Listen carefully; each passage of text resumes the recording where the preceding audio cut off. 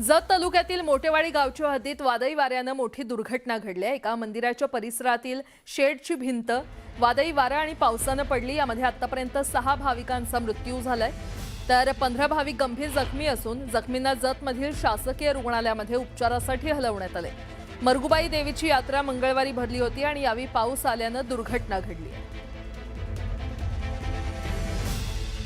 वारा सुटल्यामुळे एक अत्यंत दुर्भाग्य घटना घडलेली आहे।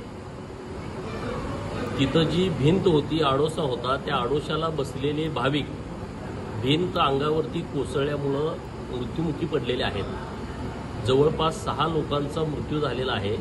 बाकीचे बरेच जण जखमी आहेत। त्यातील काही लोक विजापूरला, काही लोक संक सरकारी दवाखाना येथे, काही लोक जत आणि काही लोक मिरजला पाठवलेले आहेत। आजपासून सोनं आणि चांदी खरेदी करणं महाग होणार आहे। भारतानं सोनं आणि चांदीवरील आयात शुल्क 15% वाढवण्याचा निर्णय घेतलाय। आयात शुल्क 6%वरून 15%पर्यंत वाढवण्यात आलेला आहे। सोन्याच्या दरातील ही वाढ लग्नसराईच्या काळात लोकांच्या बजेटमध्ये अडथळा आणू शकते। केवळ शुल्कवाढीमुळे 10 ग्रॅम 24 कॅरेट सोनं खरेदी करणाऱ्या ग्राहकाला 13,000 रुपयांपेक्षा जास्त अतिरिक्त पैसे मोजावे लागू शकतात। या निर्णयामुळे परकीय चलन साठ्यावरील दबाव कमी होण्याचीही अपेक्षा आहे। मौल्यवान धातूंचा जगातील दुसरा सर्वात मोठा ग्राहक असलेल्या भारतातील मागणी या वाढीव शुल्कामुळे कमी होऊ शकते असं मानलं जातंय।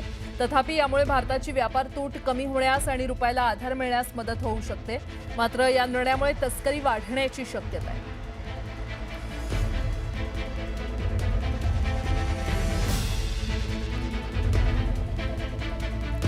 तर किमतींवर नेमका काय परिणाम होणार आहे आपण ग्राफिक्सच्या माध्यमातून समजून घेऊयात।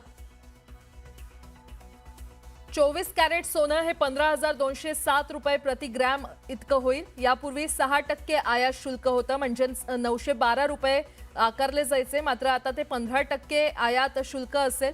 त्यामुळे 2,281 रुपयांची वाढ होईल। त्यानंतर 10 ग्रॅम 24 कॅरेट सोनं अंदाजे 1,369 रुपयांनी महागणार आहे।